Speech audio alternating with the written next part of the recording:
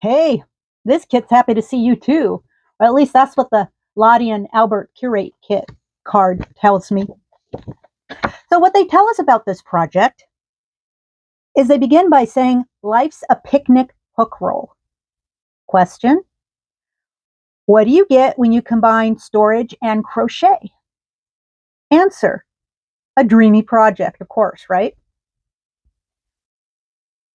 They go on to tell us about the yarn that's being used. What they tell us about the yarn is that they have a fondness for Aran weight cotton. At least one of us does. But apparently not many yarn companies agree with them. And it could be hard to find.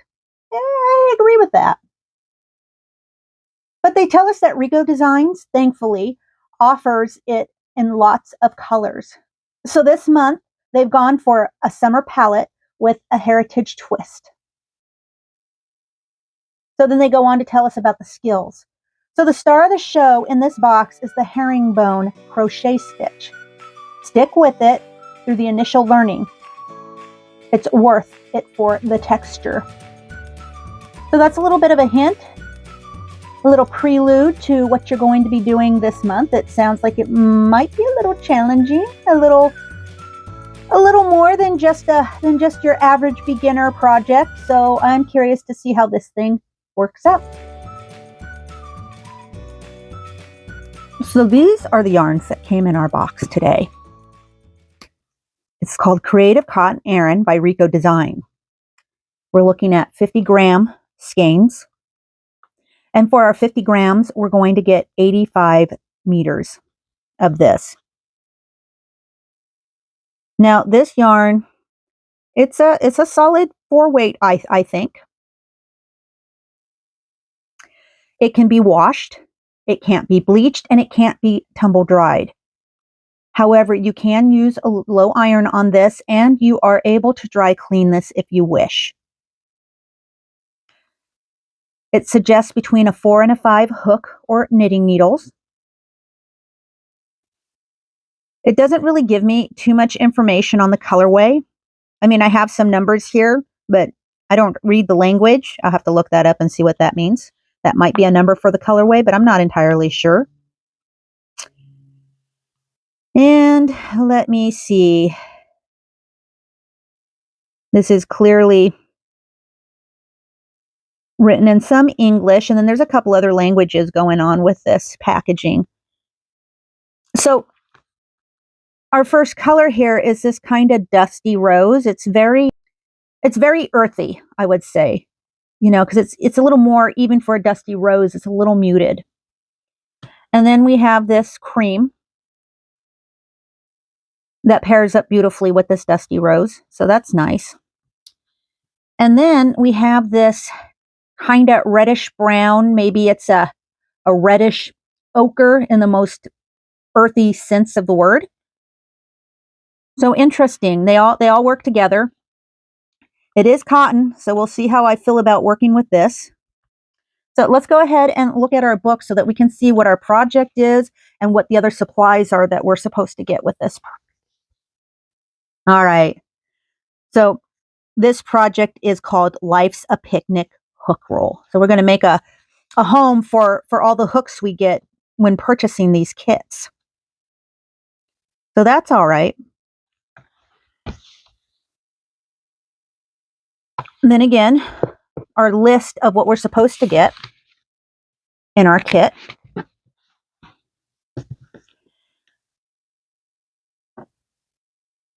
First is a 5mm hook. So that's all right. And you know, I don't know if I've mentioned it before, but I actually kind of like the hooks that come in this particular Curate crochet box. The shaft itself does go all the way down. It's the length of the handle, which is nice because sometimes you get the hook and it, you know, stops about yay far into the handle and then stops. But this is nice because it gives it a level of stability and quality that I personally appreciate. And then the handle. I think the handle is a nice thickness. The rubber that they use, because it's not plastic, it's kind of it has sort of a rubbery feel, And it's firm, but it has just enough give that makes this a very comfortable hook to work with. So I appreciate that.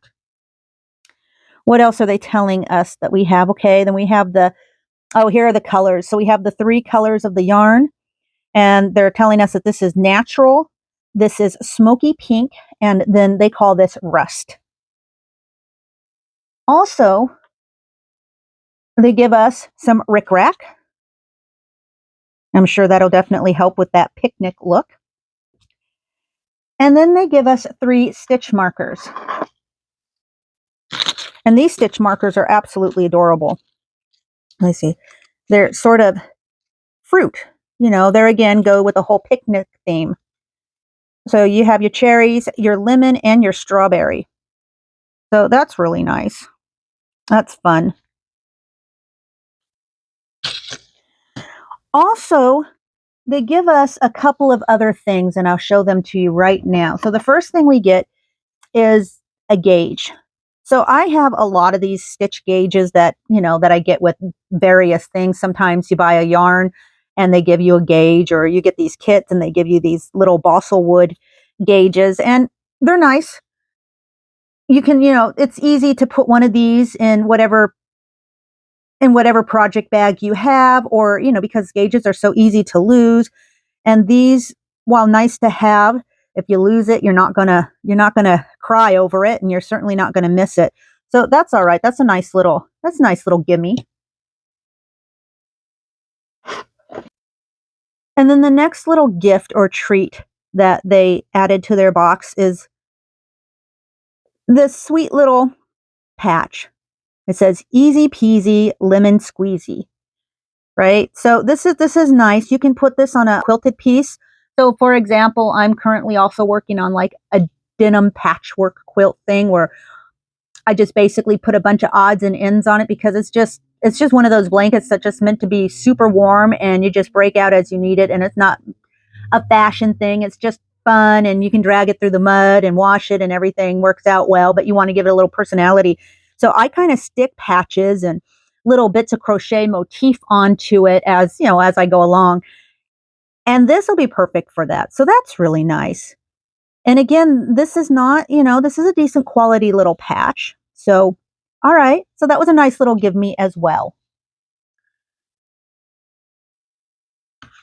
So now that we've made sure that we have all the supplies, we'll just do a quick little run through of the book. Again, abbreviations. For those of you who are unaware, this is a box that comes from the UK, so you're going to want to be mindful of converting some of that UK terminology into US terminology if you're watching from here in the States. And then we get our special pattern notes and our special pattern stitches.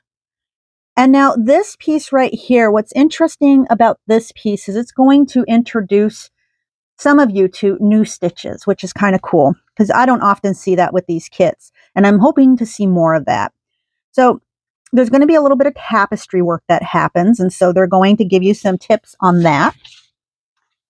And then again, this company is very good about showing some visuals on what your piece should look like and how to do certain stitches in a way that I find particularly legible. So I like that. And then, of course, you get tips throughout the book. Here you begin your new pattern. And so one of the other stitches you're going to be learning in this, if you haven't already, in just in your crochet career, is the herringbone stitch. Next, you're going to get some tips on how to properly put together the inside pockets for your hooks. And then also, last but not least, it's going to give you tips and instructions on how to finally put all your pieces together. Again, more images of what all that should look like. Okay, very nice. I look forward to seeing how this works up. I'll see you right back here in just a moment, and we will discuss my thoughts and perceptions with regards to this piece.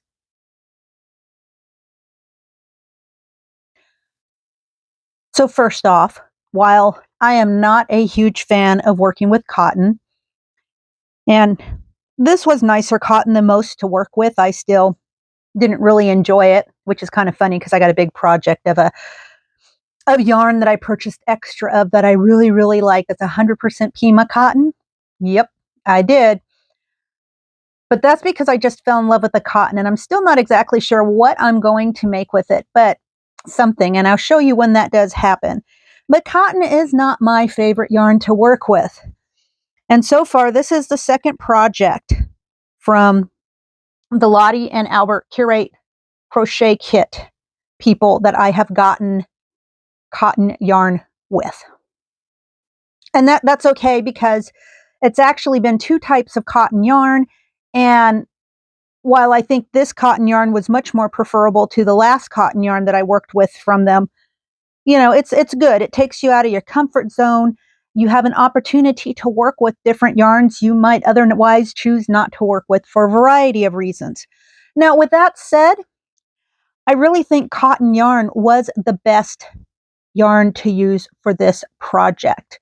So I don't have any criticisms in terms of that. Not that my 2 cents is worth much, but I'm going to give it to you anyways.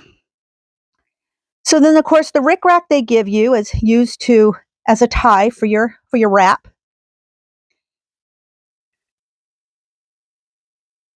And I'm going to start with the inside of this. I put some of their hooks in there just to kind of show you how that worked out. And it worked out really nice.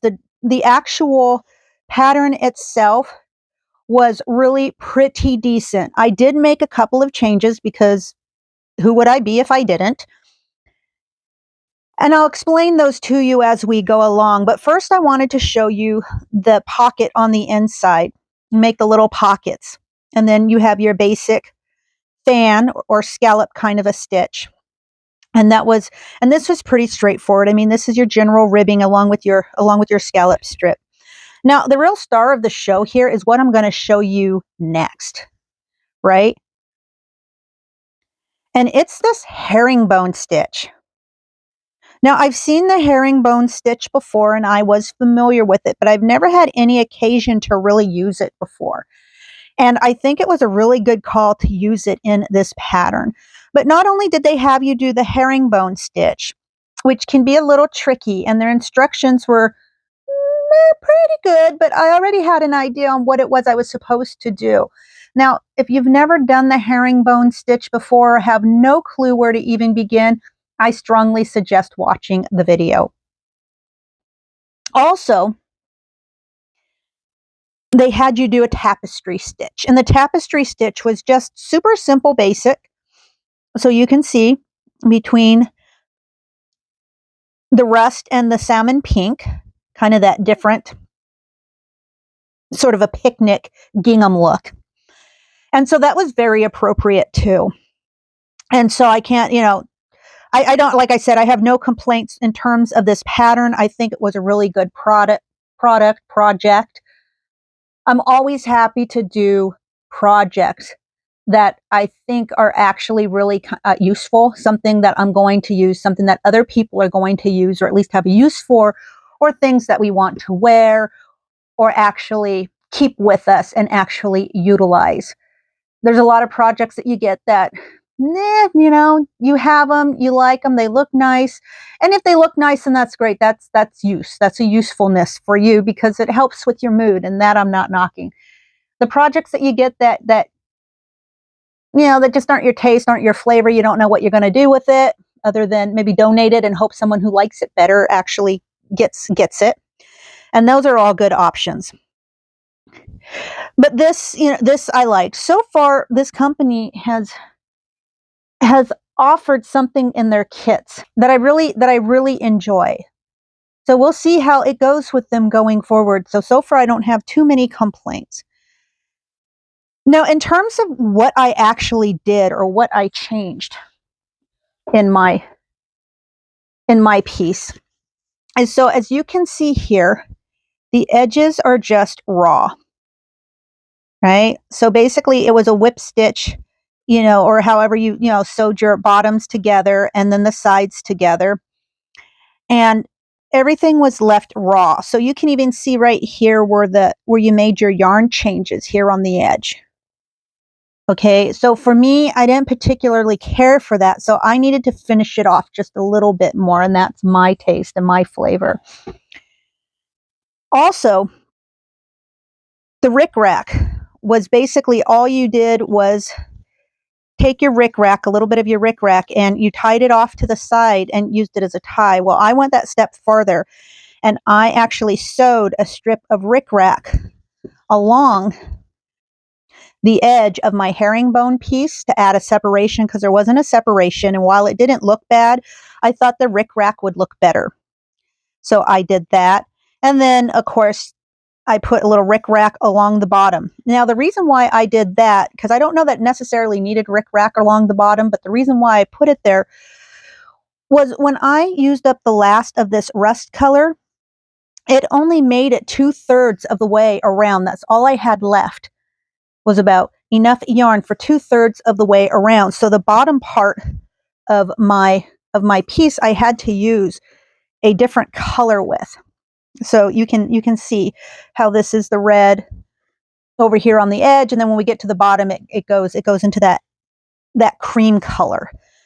So I used a little bit of that cream that I had left in order to do the bottom of the edging, and then I finished off the rest of the edging with the rust. And so in order to not be so noticeable in terms of that, I just put rickrack at the bottom, and it just helped clean things up, visually speaking, quite nicely. So all in all, I was very pleased with this particular project. It brought in a new stitch, basically, for me, or at least the stitch itself wasn't necessarily new. I just haven't had occasion to use it, and I've seen it once or twice. So this was really interesting. This was a little bit of a challenge, and I certainly appreciated that. And then, of course, I do tapestry crochet from time to time, so I'm already familiar with that. But for a lot of beginners, they are not. And so this was a real easy but visually pleasing aspect of this piece that I think will add a real sense of accomplishment for most beginners. So that was really good. Now, in terms of yarn, I did have some yarn left. So I had about this much left of my cream and this much left of the salmon. And then, of course, as I mentioned before, I did use up all of what they called the rust colored. Also, I almost forgot, I have a lot of this rickrack left. So this I can just put away with my other crafty stash.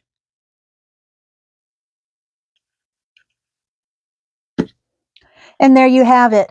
I thought this project was a hit. You let me know what you thought. Did you think it was a hit or a miss? And as usual, if you like this project or liked this comment, please hit the like button. That lets me know that you're interested in seeing more of this, and I'm happy to bring you more if you want to see more.